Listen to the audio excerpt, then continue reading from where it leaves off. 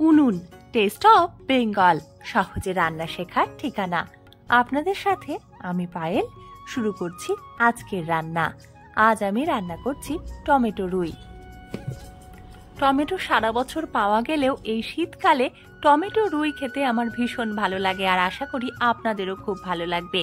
রান্নার জন্য আমি এখানে রুই মাছ ভালো করে ধুয়ে তাতে নুন হলুদ মাখিয়ে নিয়েছি। তারপর কড়াইতে সর্ষের তেল খুব ভালো করে গরম করে মাছগুলো হালকা আঁচে ভেজে নিচ্ছি। উনুন টেস্ট অফ বেঙ্গল সবসময়ই আপনাদের কাছে রোজকার কিংবা বিশেষ বিশেষ রান্নাগুলো খুব সহজে করে দেখানোর চেষ্টা করে। আজকের রান্নাটাও তার ব্যতিক্রম নয়। যেহেতু টমেটো রুই রান্না করছি, তাই এই রান্নায় টমেটোর পরিমাণটা বেশি দিতে হবে। 6 পিস রুই মাছের জন্য আমি এখানে 3টে মাঝারি সাইজের টমেটো নিয়েছি। এতে করে রান্নায় টমেটোর হালকা টক ভাব বজায় থাকবে এবং এটাই এই রান্নার বিশেষত্ব।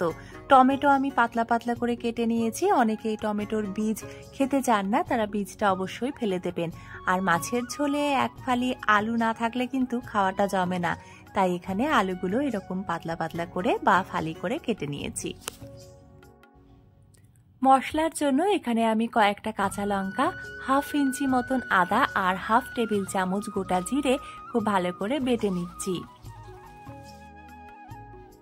বিভিন্ন ধরনের রেসিপির সাথে সাথে উনুন টেস্ট অফ বেঙ্গল আপনাদের কাছে একটা বার্তাও পৌঁছে দিয়ে থাকে।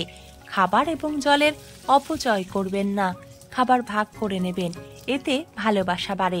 তাই নিজের পরিবার পরিজন আত্মীয় স্বজনের সাথে সাথে অসহায় মানুষ এবং পশু পাখিদেরও অবশ্যই খাওয়াবেন। আমাদের মাছ ভাজা হয়ে গেছে, দুপাশ খুব ভালোভাবে লালচে রং হয়ে এসেছে। এবারে মাছ ভাজা তুলে নিয়েছি। তারপর আমি ফালি করে কেটে রাখা আলুগুলো অল্প একটু লবণ দিয়ে ভেজে নিচ্ছি।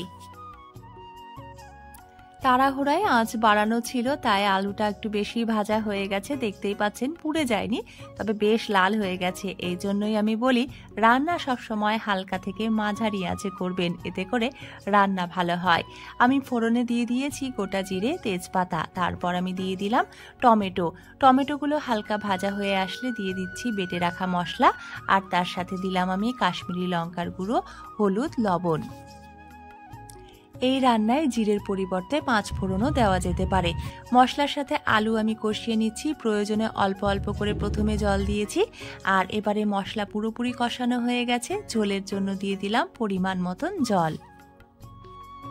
ঝোল ফুটে উঠলে আমি দিয়ে দিলাম ভেজে রাখা মাছগুলো। তারপর আঁচ কমিয়ে রান্না করে নিচ্ছি আরো 2 মিনিট। তাহলেই রেডি হয়ে গেল আমাদের আজকের টমেটো রুই।